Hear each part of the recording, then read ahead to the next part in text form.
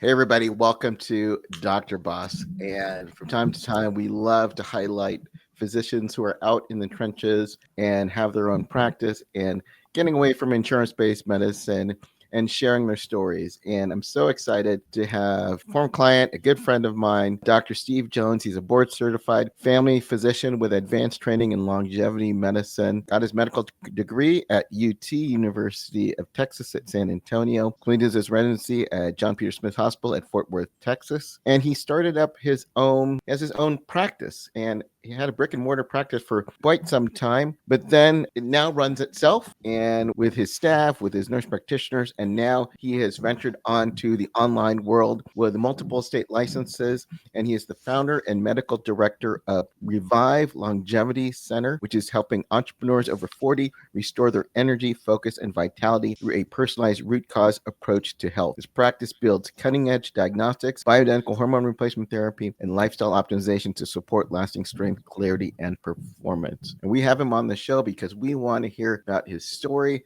how he got started, where he is today, and more importantly, how other doctors might be able to follow in his footsteps. So welcome to the show, Dr. Steve Jones. Steve, how are you doing? I'm good, Mike. Hello, Ann. Thank you guys for having me. Hope I can be of some help today. And you were one of the first doctors that I thought of to come on to our show because I'm just so amazed at what you've done. And you did this quietly. I get to talk to you from time to time. We had a mentor-mentee role in some capacity, and you went out on your own. And just like every time I get to see you, oh, I'm doing this, I'm working less, I'm opening this. I didn't even really know about this whole telemedicine aspect of it. I knew that you were working for some companies, but I didn't know that you now branched that out. I'm really looking forward to your story. And anything you want to say before we get started into the nitty gritty on the interview? I say we get the nitty gritty into the interview, and thank you for being here. And what we really want to highlight on this episode is doctors who have decided to break free of the insurance shackle and how they're able to break out from their clinic and work on their business and to leverage their time so they can grow the business. And sometimes if I say that and get a little lost, so follow with me because that's what I saw Steve doing. And for me, at least 5 years ago, I was where you were at when I broke free from the insurance. So let's just kind of get to that stage where, Steve, you said I had a traditional family practice and now I had transitioned that to the nurse practitioner. What changes occurred in your mindset at that time to take that initiative? And that's a really big question. It may take like 20 minutes to unpack all of that alone. It's a process. I didn't wander into this and think immediately, oh my gosh, I need to not see patients in my brick and mortar and hire a nurse practitioner. It just evolved to that over time. I think most of us are feeling a pain point about some aspect of medical practice. And for me, it occurred during COVID. I was turning 50. My wife was perimenopausal. She'll kill me if she hears me say that. But we were just kind of struggling. And I got interested in longevity medicine. About that time, I started getting some coaching from Mike. And I was thinking I was going to become a real estate tycoon. The more I got into longevity medicine and understanding like what some of those treatments were doing for my wife and I, the more I thought this is something that more people are going to want to do. So it really just kind of evolved organically. And I think that's probably a large part of my success. It never felt forced. It never felt like something that I had to do. I have wanted to do this. Like Mike, you might remember the day I told Vikram, I'm dropping the real estate, forget that. I'm going to start this Revive clinic and I'm going to do it virtually and add all these licenses. And that was probably, I don't know, 6 or 8 months of just struggling with what I was going to do. I just want to kind of set the stage of it because I know kind of the backstory on it. Tell us about your clinic because you're not in a thriving metropolis. I guess that's probably the easiest way to say it. Talk about your practice. When did you start it? How long has it been? Tell us about the location where it's at. I think it's a key part of it. I live in Graham, Texas, like Graham Cracker. We're about 100 miles west of Dallas-Fort Worth. It's a town of 8,000 people. I think there may be 25,000 in the county. It's a small town. I've been on the school board. We go to church every time the doors open. It's a tight-knit community. My kids were raised here. One of them was born in the hospital here. Oh, wow. I've delivered babies. I've been on call in the emergency room. I've taken care of hospital patients, done colonoscopies, all of the things that you might think of like full spectrum family medicine I've done in this town starting in 2001. And Mike, I remember when I was talking to you on one of our sessions, I really like what I do. And so it was a struggle to think about stopping what I was doing. And that might have been also part of the slow evolution of replacing myself in the brick and mortar. It's hard to do when you really like it. Mike, thanks for bringing that up. I think that's a key component to some of the struggle that I had to overcome. I felt an obligation, and I do today. I feel an obligation to my patients. And that's why I brought it up, because I remember these conversations that we would have. It says, everybody knows me, Mike, doing something different. I don't know what people are going to say. There are people that I've delivered. You said you meet these people, and you're also struggling just because of the proximity of where you're at. Doing something different would have really taken you out of your comfort zone. I mean, that's a really good point. I had to just ultimately decide a lot with your coaching that you can still help make sure there's great care. You can still be involved with it, but you don't have to be the one walking from room to room all day, Monday through Friday. And so that gave me a lot of freedom to start thinking outside of the box. It really did. What I want to kind of hone in is that what was the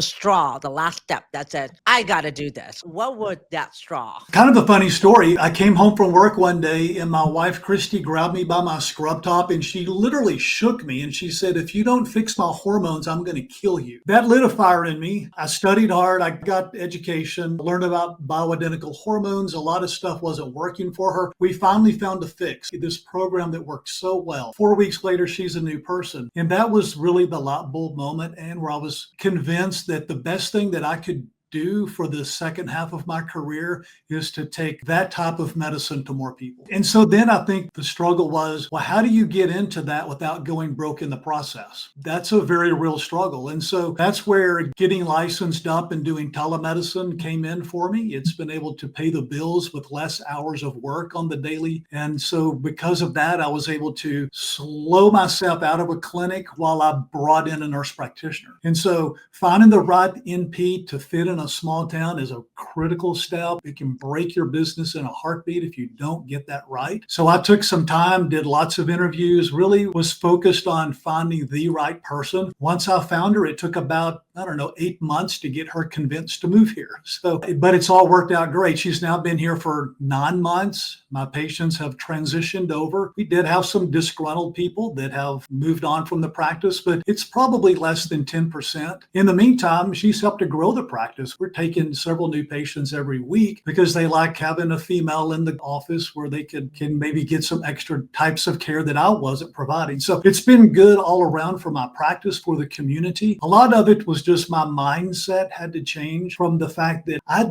didn't have to do it all myself all the time. It was okay to bring in somebody who could be leveraged underneath me with my guidance and with the program. And my practice of medicine has been quite successful in a small town. And so we didn't need to reinvent the wheel. I just needed to bring somebody into it, teach them the ropes, and let them run with it. And it's worked really well. So now my brick and mortar pretty well runs itself. So the brick and mortar is the one with insurance. Your nurse practitioner run that, and you no longer go in the office to see patient. Now you have switched to telemedicine. That's correct. And so the telemedicine that I do is really two flavors. I do a little bit every day for other companies because they're big companies and they pay pretty well, and I can make a good salary working a few hours per day. But then I'm also what building company is up that? my Is that a own. telemedicine company? Oh, I see. Kind of like the other big teledoc or whatever company. Yeah, Gotcha. exactly. Gotcha. Okay. Yeah, and so I've done that to try to bridge the gap, which has worked well while I've built up my longevity practice over the last 2.5 years now. And that's my passion project. I'm going slow and deliberate with it. Done a lot of study, added programs to it very carefully, and it's really doing well. It's starting to turn the corner to be really profitable and starting to get some traction out in other areas. We're pulling in some really fun clients to work with. What did you learn from working for some of these big telemedicine companies? Was it just how they schedule things, framework? What can you share with us? That's a great question. Part of what I've learned, Mike, is how not to do things. And I'm not being derogatory because I love the companies that I work for and their leadership, but they've gone through growing pains the last 2 years. And so you see how decisions made about rolling out new programs probably could have gone a little slower and a little more intentionally with them to have lessen confusion. That was a big lesson that I learned.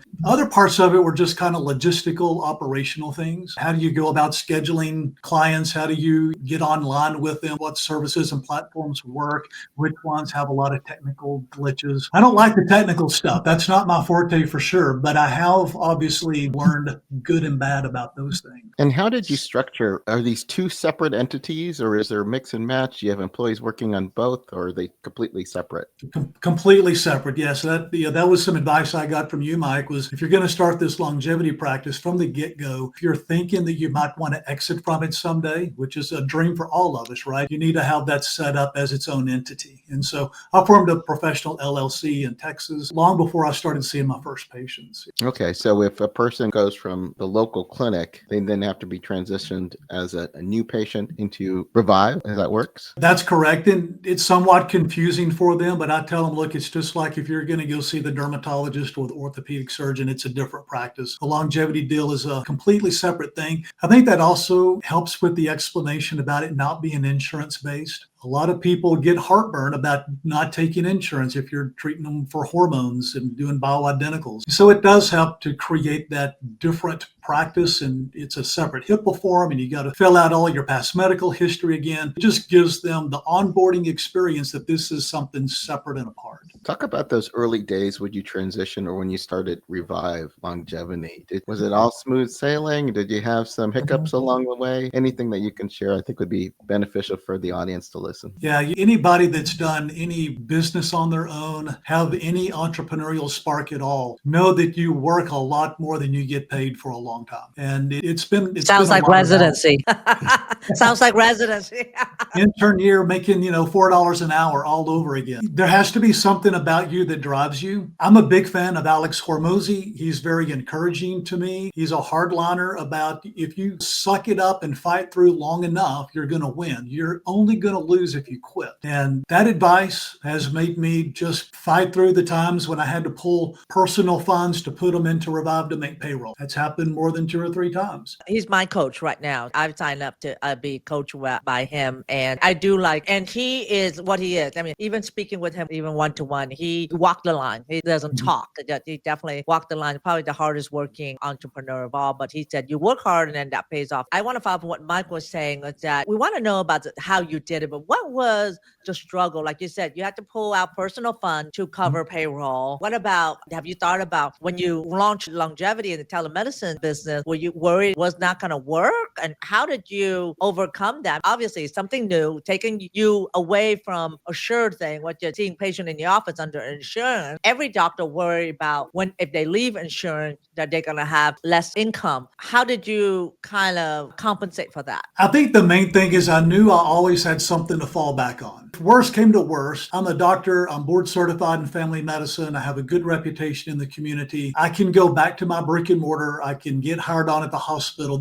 I don't think as physicians, we should be so scared to take chances, because worst case scenario is a dream job for 98% of Americans. It was always in the back of my mind. And this is a lesson that I learned from my dad. When we grew up, one of our summer jobs was roofing houses. Very hard work, and I've roofed a lot of homes. And my dad always said, look, if whatever you're doing in life doesn't work out, you can always roof houses. I never wanted to have to go back to roofing houses. That was so hard. But use that same analogy, I'm a physician. What a blessing it is to do that. Even if I'm having to deal with headaches of Medicare and Blue Cross Blue Shield, if I have to go back to that, that's so much better than roofing houses. I think that mindset gave me a little bit of encouragement. Outside of that, Ann, I was driven to do it because I really like it. I really believe in it. I saw what it did for my own family. I felt what these treatments were doing for me personally. And like a lot of things that we do when we're starting something new that's healthcare related, we talk to family and friends. And so you start bringing in people that know you, they already like you, they trust you. And do we guinea pig on them? Not really. We're doing good medicine, but it's things that are outside of the box. And if it goes well with them, it gives you confidence. confidence. And so I started my longevity stuff really with close friends, my inner network, family members, patients in the clinic then that I had been taking care of for a long time that I had really good, strong rapport with. And then they started sending me their family members and friends. And then people that were in my brick and mortar that I really didn't have that strong of a relationship with started asking about it. And so it was an easy transition because I have a strong, warm market to start with. And this is something that I learned from Alex Hormozy. Like if you can have a warm market and you can start there, just start talking to people. I put up posters in the clinic. I would send out emails. I finally got to where I wasn't bashful to mention it to them when they were in for their annual wellness exam or whatever. And once you get some momentum, then it just continues to go. As long as you're sticking to your integrity and your principles, practicing good medicine, taking really good care of people. If you get off course a little bit, it straightens itself back out. You just have to be aware, be competent, and be a little bit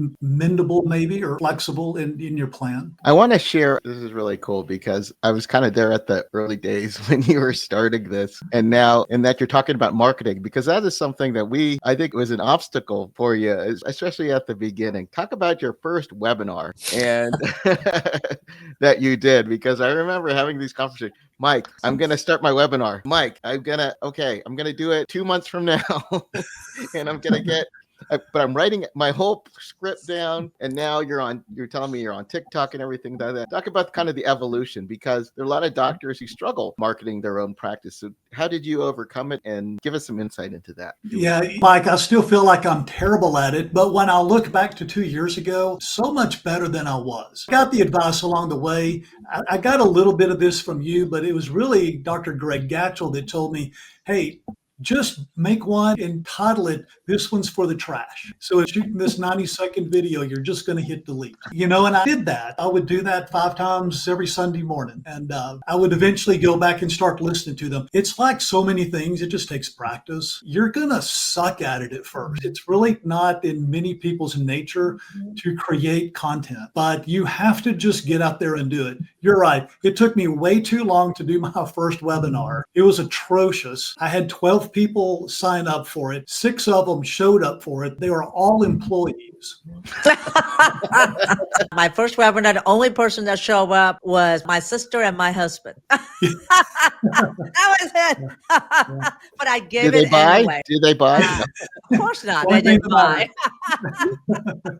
But I did ask them not to put down Trung as their last name. So I feel like it looks like they were real prospect. But hey, you got to start somewhere. Everybody start at zero. It's like learning to ride a bike. You didn't ride the bike the first time you got on a bike, and you got to learn somewhere. And every time you fall down, you get better and better. And my first YouTube video 5 years ago now was horrible. And I did like at least 20 takes just for a 5-minute video. And then I finally gave up after 20 takes. I was like, I'm done. And I look at it now and I'm like, oh my God, but I still leave it on my channel. So that way it shows me where I was and where I am now. And I think that your thinking is that you're in a growth mindset. And oftentimes doctors would tell us, like, I don't want to be on camera. Can I do a faceless video and so forth? I mean, what make you feel like got out of your comfort zone to be on camera? And it's probably for the same reason that you did. You want it to succeed. You don't want to go broke. And I think we recognize that to get the type of clients that you want in a cash-based practice, you're going to have to be out there as a leader,